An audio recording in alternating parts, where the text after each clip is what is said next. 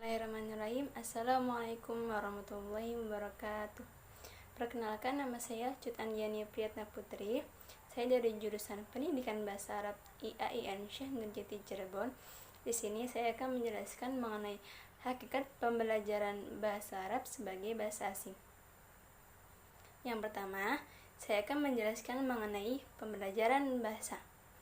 Menurut Heru Kurniawan, pembelajaran adalah suatu proses pengkondisian yang bertujuan untuk aktif dalam ruang kelas, yang artinya adanya interaksi antar individu atau antar siswa dengan siswa yang lainnya dalam suatu ruangan.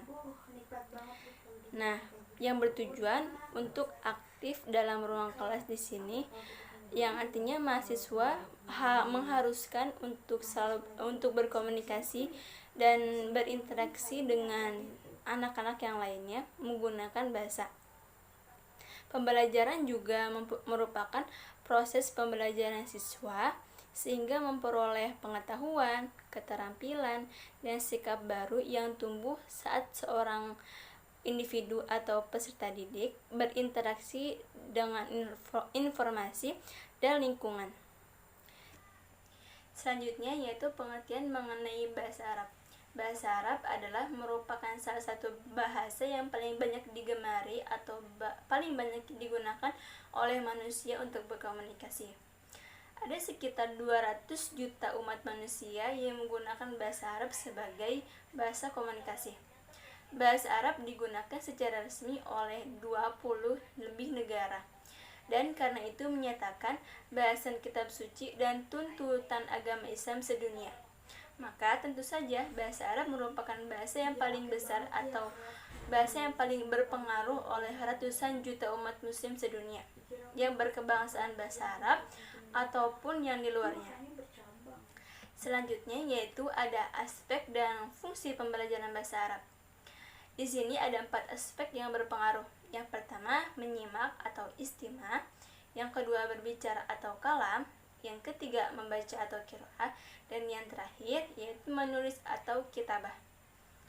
Pada tingkat pendidikan dasar atau bisa disebut dengan sekolah dasar, mereka difokuskan pada kecakapan menyimak atau mendengar dan berbicara sebagai landasan atau dasar dalam berbahasa. Nah, selanjutnya pada tingkat menengah. Di sini mereka difokuskan pada kecakapan atau kelancaran berbahasa yang diajarkan secara seimbang.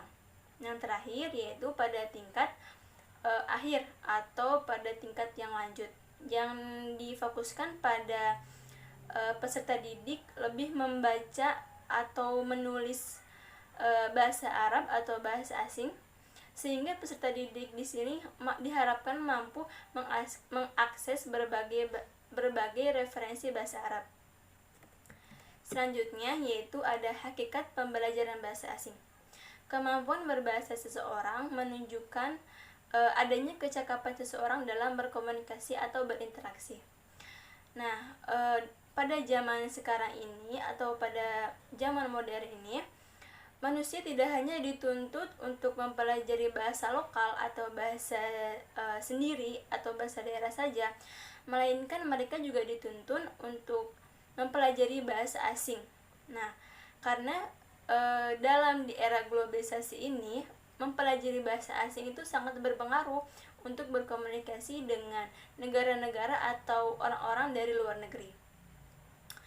Goring Harjono menjelaskan juga tentang tujuan untuk mempelajari bahasa asing itu sendiri, yaitu beliau mengatakan bahwa mengadakan komunikasi timbal balik antara kebudayaan cross-cultural communication atau bisa disebut juga komunitas lintas budaya dan saling pengertian antar bangsa, cross-cultural understanding atau pemahaman lintas budaya.